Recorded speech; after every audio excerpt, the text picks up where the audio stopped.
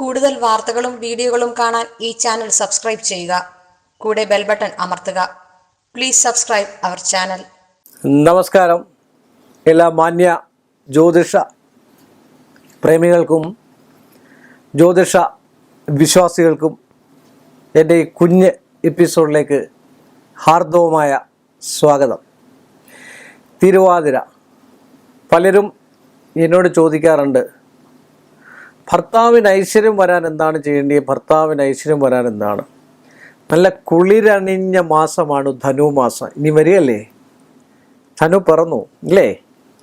അപ്പം ഈ ധനുമാസത്തിലെ തിരുവാതിര അത്യന്തം ശിവന് പ്രാധാന്യപ്പെട്ട ഒരു ദിവസമാണ് അല്ലേ? നല്ല കുളിരണിഞ്ഞ ധനുമാസത്തിലെ തിരുവാതിര എന്ന് പറഞ്ഞു കഴിഞ്ഞാൽ ഓരോ സ്ത്രീകളും വ്രതം നോക്കേണ്ട സമയമാണ്. ഉത്തമനായ ഭർത്താവിന് വേണ്ടി, അപ്പോഴും ഞാൻ പറയുന്നത് ഉത്തമനായ ഭർത്താവിന് വേണ്ടി എന്ന് പറയുള്ളൂ. ഉത്തമയായി ഒരു ഭാര്യ നോക്കേണ്ട വ്രതമാണ് തിരുവാതിര വ്രതം അല്ലേ? ഇല്ലെങ്കിൽ പിന്നെ പ്രയോജനമില്ല അല്ലേ? ഉത്തമനായ ഭർത്താവിന് വേണ്ടി ഉത്തമയായ ഒരു ഭാര്യ നോക്കേണ്ട വ്രതമാണ് തിരുവാതിര വ്രതം.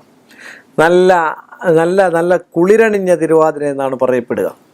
ജ്യോതിശാസ്ത്രത്തിലൊക്കെ പറയുന്നുണ്ട്, ഏറ്റവും നല്ലതായിട്ടുള്ള, ഏറ്റവും പ്രേമപൂരിതമായിട്ടുള്ള, ഏറ്റവും ഭക്തിവത്തായിട്ടുള്ള, ഏറ്റവും ചൈതന്യവത്തായിട്ടുള്ള, ശിവൻ ഏറ്റവും ഇഷ്ടമായിട്ടുള്ള ഒരു മാസമാണ് ധനുമാസത്തിലെ തിരുവാതിര എന്ന് പറഞ്ഞാൽ.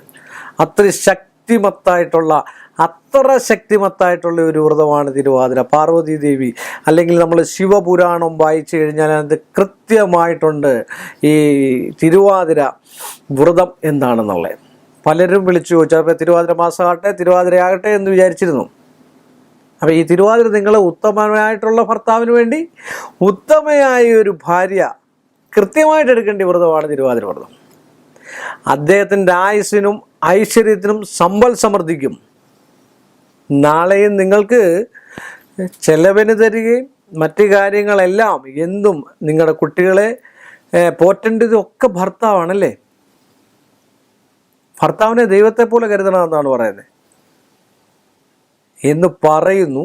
ഇന്നെങ്ങനെയാണെന്നുള്ളത് എനിക്കറിയത്തില്ല. പഴയ കാലത്തൊക്കെ പറയുന്നുണ്ട്, ഭർത്താവിൻ്റെ കാല് വന്ദിച്ചിട്ട് വേണം രാവിലെ എഴുന്നേക്കാമെന്നൊക്കെ. ആരും ചെയ്യാറില്ല. ഞാൻ പഴയ പുരാണം പറഞ്ഞു എന്നേ ഉള്ളൂ.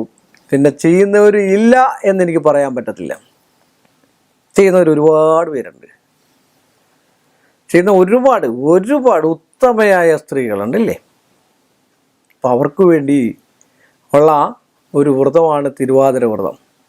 അരിയാഹാരം കഴിക്കാതെ തിരുവാതിരയും പാട്ടും നൃത്തവും ഒക്കെയായിട്ട് ഉപവസിക്കുന്നതായിട്ടുള്ള ഒരു വ്രതമാണ് തിരുവാതിര, ധനുമാസത്തിലെ തിരുവാതിര. അന്ന് ഊഞ്ഞാലാട്ടവും തിരുവാതിരയൊക്കെ ഭയങ്കര പ്രസിദ്ധമായിട്ടുള്ളൊരു ആഘോഷമാണ്. സ്വന്തം ഭർത്താവിന് വേണ്ടി, സ്വന്തം കണവന് വേണ്ടി, സ്വന്തം ഭർത്താവിനെ ഭർത്താവായും കാമുകനായും അച്ഛനായും ഒക്കെ കരുതുന്നവർക്ക് വേണ്ടി ഉള്ള ഏറ്റവും ഉത്തമമായിട്ടുള്ള ഉറക്കളച്ചിരിക്കണമെന്നാണ് രാത്രിയിൽ. ഇന്ന് 7 മണി കഴിയുമ്പോഴത്തേക്ക് കയറി കിടക്കുന്ന സ്ത്രീകളുണ്ട്. ഭർത്താവ് 12 മണിക്കായിരിക്കും കഷ്ടപ്പെട്ടിട്ട് കയറി വരിക. എന്നാൽ ഇന്നും ഉറക്കളച്ച് കണ്ണ് നട്ട് കാത്തിരിക്കുന്ന എത്രയോ സ്ത്രീകളുണ്ട് ഭർത്താവിനെ കാണാൻ. എണ്ണത്തിൽ കുറവാണായിരിക്കും. നിങ്ങളൊന്ന് ആലോചിച്ച് നോക്കി.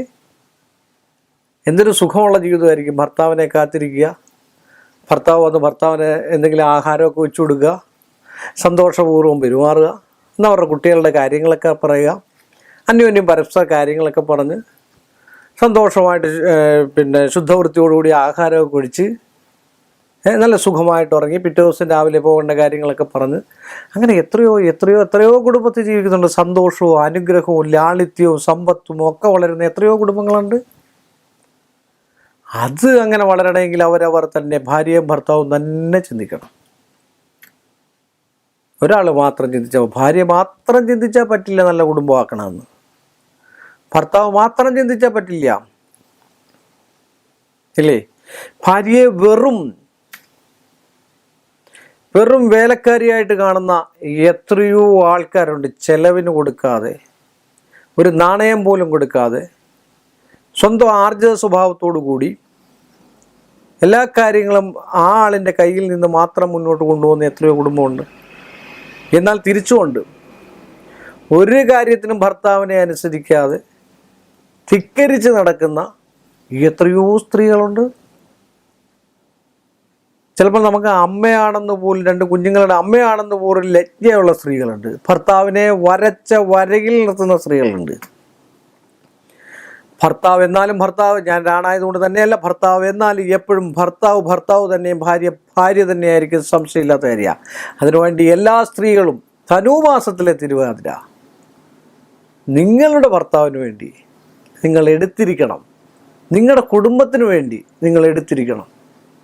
നന്മയിലേക്ക് വരാൻ വേണ്ടി, കുട്ടികളും നന്മയിലേക്ക് വരാൻ വേണ്ടി, സന്താന പരമ്പര ഉണ്ടാകാൻ വേണ്ടി ഭഗവാനെ വർഷത്തിലൊരിക്കലെങ്കിലും ഭഗവാനെ സ്മരിച്ച്, ഭഗവാനെയും മഹാശിവനെയും ശിവനെയും പാർവതിയെ സ്മരിച്ച് ധനുമാസത്തിലെ ഈ കുളിരണിഞ്ഞ തിരുവാതിര എടുത്തു കഴിഞ്ഞാൽ സർവൈശ്വര്യങ്ങളും നിങ്ങൾക്കുണ്ടാകും. സംശയമില്ല. നിങ്ങൾ തിരുവാതിര വ്രതം എടുത്തു നോക്കൂ. ഒരിക്കലും അരിയാഹാരം വെടിഞ്ഞ് സന്തോഷചിത്തരായി പാട്ടും നൃത്തവും ഊഞ്ഞാലാട്ടവും ഒക്കെയായിട്ട് തിരുവാതിര എടുത്താൽ നിങ്ങളുടെ കുടുംബത്തിന് എന്നും എന്നും ഐശ്വര്യവും സമ്പൽ സമൃദ്ധിയും മഹാദേവൻ തന്നെ വിളയാടും.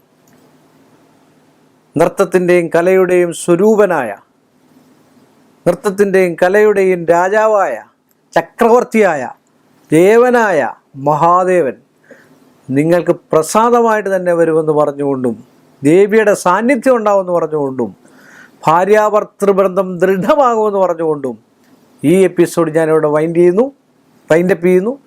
വീണ്ടും നല്ലൊരു വിഷയവുമായി നമ്മൾ തമ്മിൽ കാണുന്നതുവരെ എല്ലാ മാന്യ പ്രേക്ഷകർക്കും എൻ്റെ നിസ്സീമമായ നന്ദി. കൂടുതൽ വാർത്തകളും വീഡിയോകളും കാണാൻ ഈ ചാനൽ സബ്സ്ക്രൈബ് ചെയ്യുക. കൂടെ ബെൽ ബട്ടൺ അമർത്തുക. Please subscribe our channel.